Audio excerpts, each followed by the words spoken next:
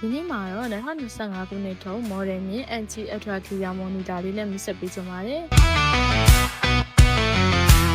NG Ultra Clear Monitor လေးကဆိုရင်တော့အနေမြင့်နဲ့60 degree တောင်လိုက်အချက်လုပ်လို့ရပါတယ်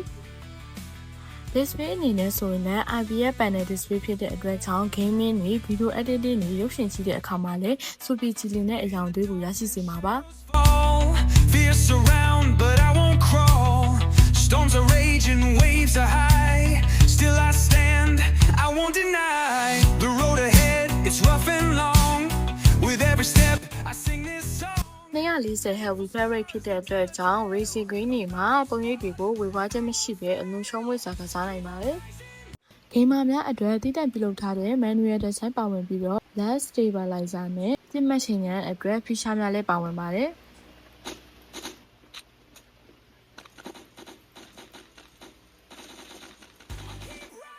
ဒီ Ultra Clear Monitor လေးရဆိုရင်တော့ NVIDIA graphic ကသုံးသူများအတွက်စကွန်ပုံရိပ်တွေကိုပြတ်တောက်ခြင်းမဖြစ်အောင်ထိန်းညှိပေးတဲ့ NVIDIA G6 စနစ်ပါဝင်တဲ့အပြင် AMD ကသုံးသူတွေအတွက်လည်း performance ကောင်းအောင်ပြုလုပ်ပေးနိုင်တဲ့ AMD FreeSync Premium စနစ်ပါဝင်ပါတယ်။ဒီလိုမျိုးစကွန်ဆိုင်29လက်မှရှိပြီးတော့ performance ကောင်းတဲ့ monitor လေးကိုရှာနေရင်တော့ဝယ်တဲ့ငွေကအမြဲဆုံးလာခဲ့လိုက်ပါနော်။